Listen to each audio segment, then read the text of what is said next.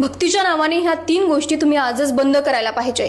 Number 1, मंदिरांमध्ये दान देणे बंद करा। देशातील सर्वात मोठ्या मंदिरामध्ये जर चोरी होत असेल तर बाकीच्या मंदिरांमध्ये काय अवस्था असेल याचा आपण अंदाजही लावू शकत नाही। तुमच्याकडे खूप पैसा असेल तर गरिबांना डायरेक्ट मदत करा, त्यांच्यासाठी शाळा, हॉस्पिटल्स बांधा, त्यांची सेवा देवाला अर्पण करा, पण मंदिरांमध्ये दान देणे बंद करा। नंबर 2, गर्दीच्या ठिकाणी, मग ते मंदिर असो किंवा मॉल, लहान मुलं आणि महिलांना घेऊन जाऊ नका। गर्दीच्या ठिकाणी काय अवस्था होते बघा।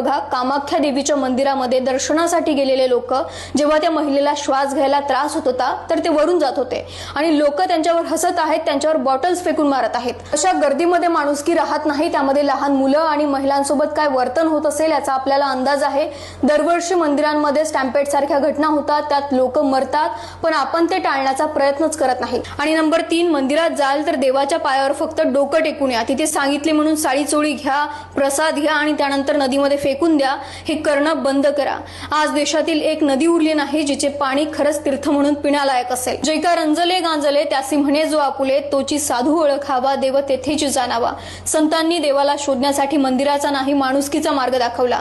त्यामुळे देवाला फुले अर्पण करण्यापेक्षा माणसाला आधार द्या, सोनं अर्पण करण्यापेक्षा शिक्षण द्या आणि नद्या प्रदूषित करण्यापेक्षा नद्या स्वच्छ ठेवा। तीच खरी भक्ती असेल।